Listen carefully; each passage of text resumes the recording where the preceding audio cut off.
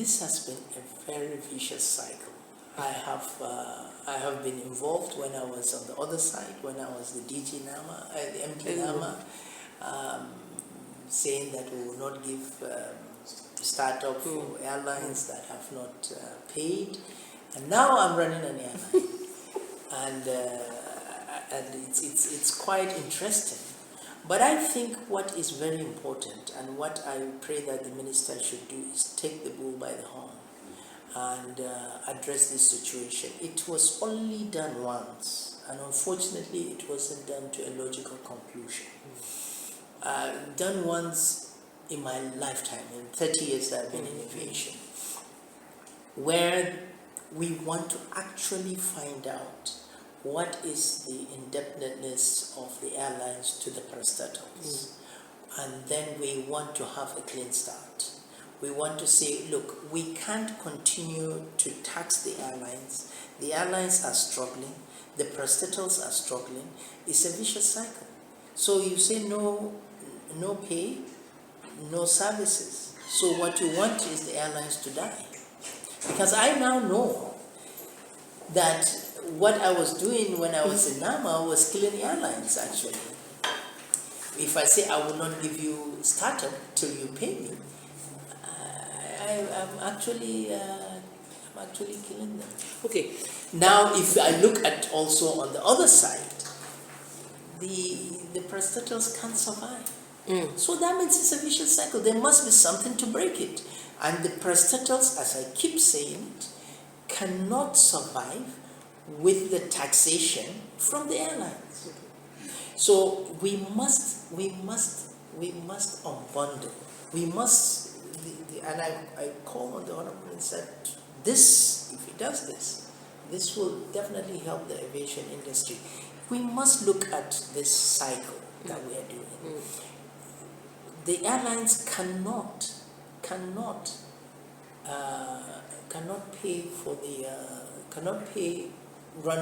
running of the parastatals. It's not possible.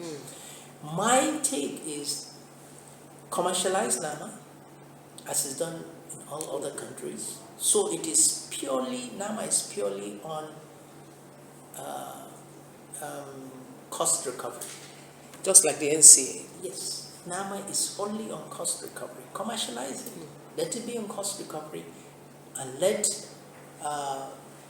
the board of NAMA decides with the airlines, and decides, and then of course with the approval of the NCAA decides the charges. And each year the board looks at the revenue they've created and see whether they have generated enough revenue to cover the cost. And if they have, then the charges should be lower, and they make sure it's always the costs have been covered by the revenue generated. Okay. Now that's purely commercializing now. Okay. Now when you talk of NCAA cannot be funded by the airlines. It can't. It's not possible. The reason being that if you say that I pay as an airline, I pay for an inspector to go and inspect an airplane. I pay for his per diem, I pay for his first class ticket, I pay for his hotel, and then he goes and inspects the airplane. Do you think he will fail the airplane? No, of course not. He can't. He can't. So it's better that we look for another source of funding for NCAA. But we're not saying that we should not pay for the safety oversight. Yes, it should be a tax attached for safety oversight. But NCAA should be funded separately. And it should be funded well. It should be funded in such a way that it can attract the best hands in the industry to come and work there. Now, if you can pay a footballer a very huge amount of money to play for your country, to score a goal, why can't you pay an inspector that will save a life the good money that he would do? If you can pay a foreign coach to come and coach your team to win the World Cup, why can't you pay the Civil Aviation Authority good money to bring good people so that they can save lives, avoid accidents, and have a strong Civil Aviation Authority and a vibrant aviation industry in general? Because the moment you have a respected Civil Aviation Authority worldwide, then your aviation industry will be vibrant, because people will bring their airplanes, people know that you maintain them, continuous airworthiness is guaranteed, your second-hand value of aircrafts that are registered in Nigeria will not fall, your insurance premium will go down, and everything will fall in place. And you will see that even people to come and invest in building airports will come. People to invest in airlines will come. But we have always been doing the same thing and expecting different results.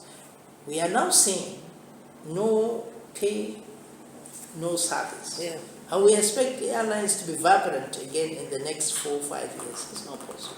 But even the NCAA itself is saying that they need this money to be able to run their operations. With the increase in the remittance into the government coffers, which is now 50%, that they also need to survive. Because with the 40% before, they usually augment, like what airlines will pay for inspection. That what they do is to augment because the money is really not enough.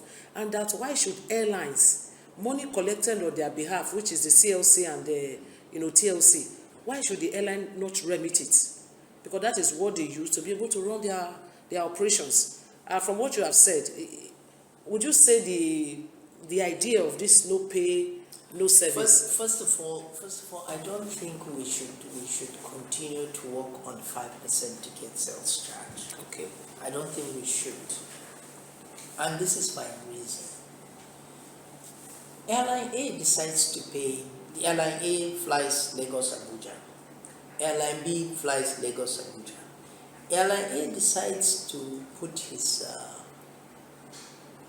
ticket at 60,000 naira to Abuja. Airline B decides to put his ticket, say, at 100,000 naira. 5% of 60 is definitely smaller than 5% of 100. And the safety oversight for Airline A and the safety oversight for Airline B is the same. But one is paying higher. So that means that it's wrong. There's something wrong. What you're paying a higher percentage. So I believe we should have a percentage of payment. So it's Lagos Abuja, that's what it is, 1,000, 2,000 or whatever it is, 1,000 naira for all across board. That's one. Two, Nigeria, I think, is among the few countries that think NCAA should generate funds for the federal government. NCAA should not generate funds for the federal government. NCAA is not MPA. No. They are doing safety oversight. They are cost recovery. People, in fact, not doing cost recovery. The government should pay money to the NCAA. To the NCAA so that they can ensure that safety is done to the best and to make sure that the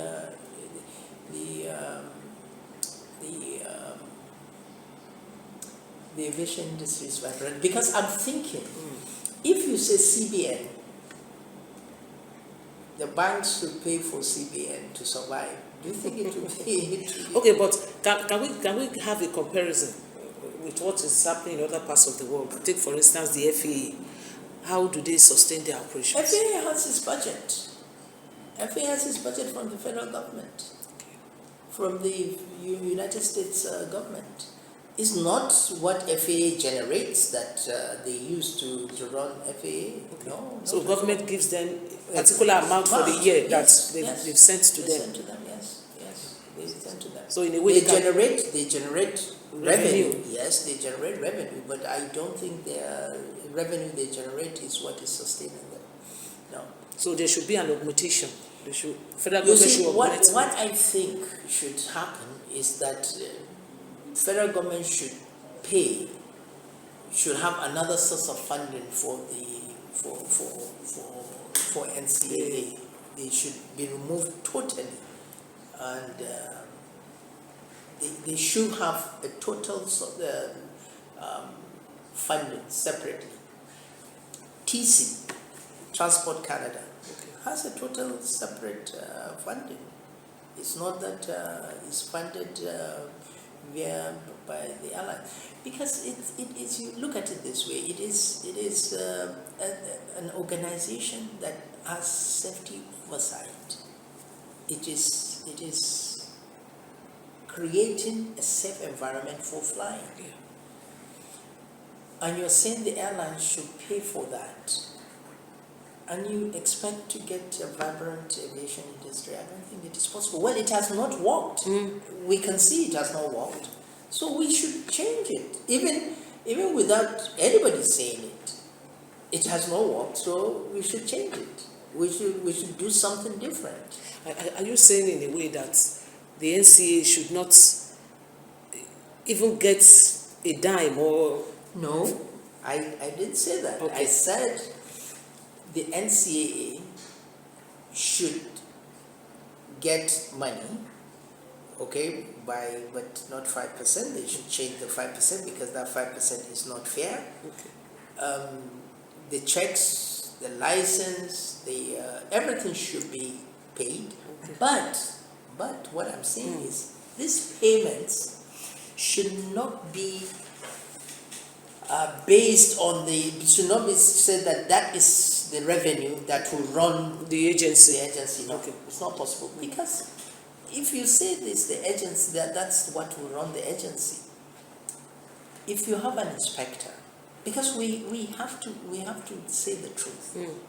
If you have an inspector, let's say a flight inspector, is a pilot.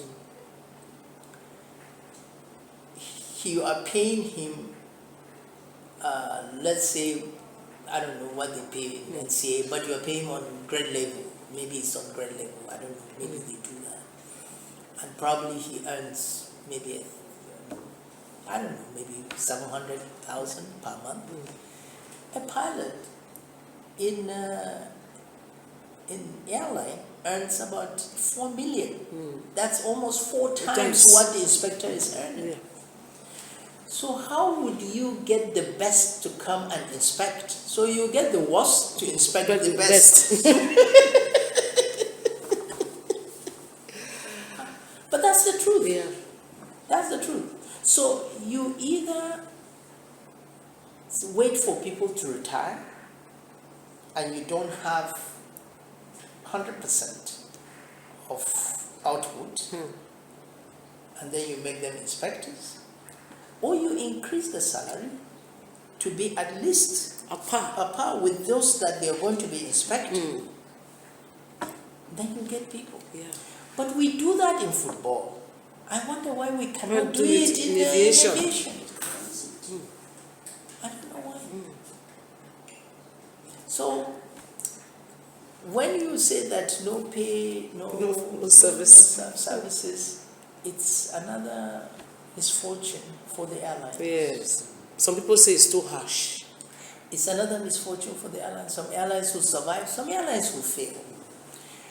And we will go back to the vicious cycle where we'll say, okay, we have only one airline, then we run back to the government, all the aviation industry is in trouble, all this. Okay, the government will say, okay, we're going to give you intervention fund, okay, we'll give you intervention fund, then we will do this, and we'll do this, and then we'll come back again.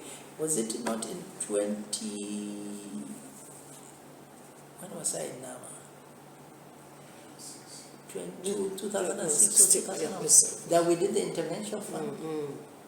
That the then Minister Ngozi, yes.